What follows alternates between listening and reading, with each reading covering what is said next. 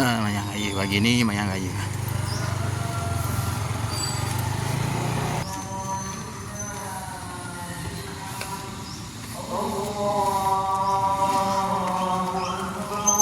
Rumah ada orang ni.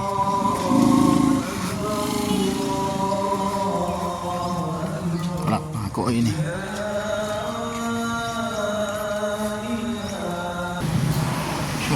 No.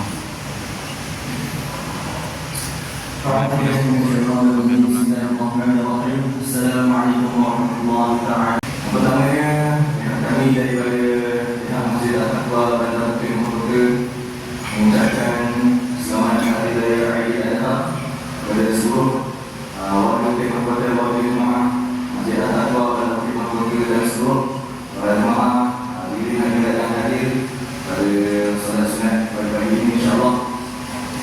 Dan yang seterusnya,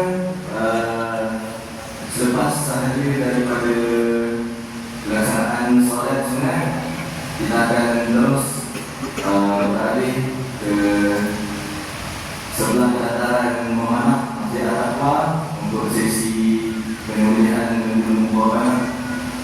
Kita Masjid Al-Taqwa pada tahun ini alhamdulillah diberikan rezeki, kita akan membeli sebanyak 13 ekor lembu yang semuanya saya sangat besar-besar. Pasti tuan-tuan boleh nak tengok di belakang macam lembu-lembu. Dah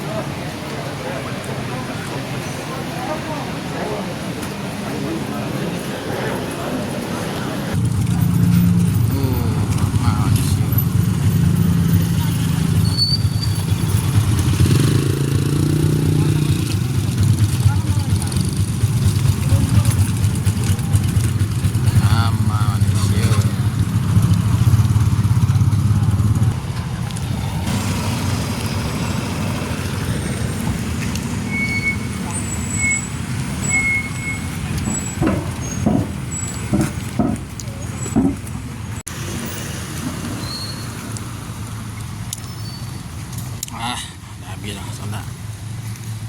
Balik Makassar lah, pergi Gebang pula. Beres.